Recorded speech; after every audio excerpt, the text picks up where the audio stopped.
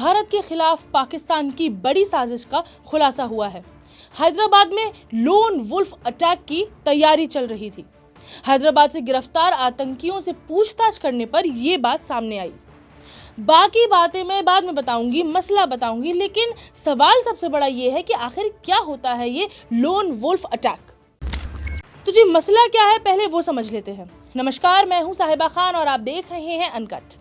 तो इस गिरफ्तारी में आईएसआई और लश्कर का लिंक सामने आया है। गिरफ्तार आतंकी जायद पाकिस्तान में बैठे हैंडलर्स के संपर्क में था और उसे हैंड ग्रेनेड सप्लाई किए गए थे।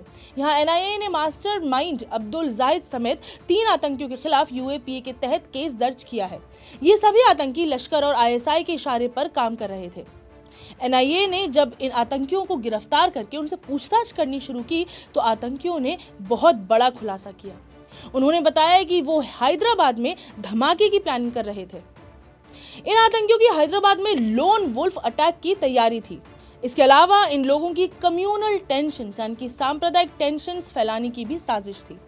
जानकारी मिली है कि एनआईए ने इन 3 आरोपियों और अन्य के खिलाफ इसी साल 25 जनवरी को एफआईआर तक दर्ज की थी।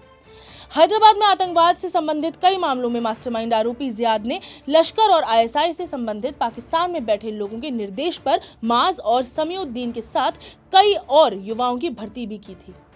मगर क्या होता है ये लोन वुल्फ अटैक, हमें वो समझना पड़ेगा। दोस्तों, लोन वुल्फ अटैक आतंक की दुनिया में दहशत फैलाने का एक नया जरिया है। इस तरह के हमले में हमलावर या तो खुद को खत्म कर लेते हैं या फिर पुलिस के हाथों एनकाउंटर में मारे जाते हैं। ये लोग अलग काम करते हैं, किसी के साथ नहीं। लोन वुल्फ अटैक में अकेला आतंकी ही पूरे हमले या फिर ऑपरेशन को अंजाम देता है। इस अटैक में हमलावर रोजमर्रा की चीजों का इस्तेमाल करते हैं, जैसे कि छोटे छोटे हथियारों का उपयोग किया जाता है। लोन वुल्फ अटैक में हमलावर का पता लगाना भी बहुत मुश्किल होता है और ना ही ये किसी बड़ी टीम की इन्हें जरूरत होती है, मोहताजी होती है। राष्ट्रीय जांच एजेंसी एनआईए ने पिछले अक्टूबर में हैदराबाद में आतंकवादी हमलों की साजिश रचने के लिए गैर कानूनी गतिविधि रोकथाम अधिनियम यानी कि यूएपीए के तहत 3 गिरफ्तार आरोपियों यानी कि मोहम्मद जायद, माज हसन, फारूक और समीउद्दीन को नामजद किया है। इन सभी की हैदराबाद में ब्लास्ट की बड़ी प्लानिंग थी। ये सभी लोन वुल्फ अटैक की साजिश कर रहे थे। इन सभी को पाकिस्तान से हैंड ग्रेनेड मिले थे। पूछताछ में खुलासा हुआ है कि हैदराबाद में सांप्रदायिक तनाव पैदा करने की बहुत बड़ी साजिश थी।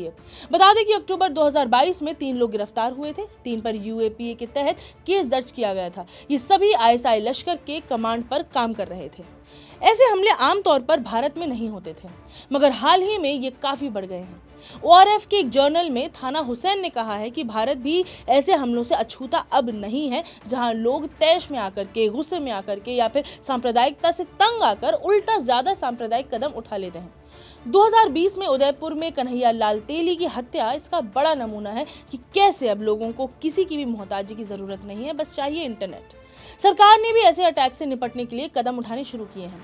भारत डिजिटल इंटेलिजेंस पर काफी काम कर रहा है, जिसकी वजह से ये लोन वुल्फ अटैक्स एक्चुअली बढ़े हैं। भारत को चाहिए लेकिन कि वो कम्युनिटी इंगेजमेंट करें और जिस समुदाय को ऐसा लगता है कि उसे बाहर रखा गया है सरकार की वेलफेयर स्कीम से, नीतियों से, या फिर उन्हें आइसोलेट किया जा रहा है, क्योंकि इंटेलिजेंस साइबर ट्रेनिंग से आप केवल अटैक रोक सकते हैं, मिटिगेट कर सकते हैं, उसकी जड़ को नष्ट नहीं कर सकते। चलिए इसी सीख से इस पर लगाते हैं पूर्ण विराम, फुल स्टॉप। आप देखते रहिए अनकट। मैं हूं साहिबा खान। नमस्कार।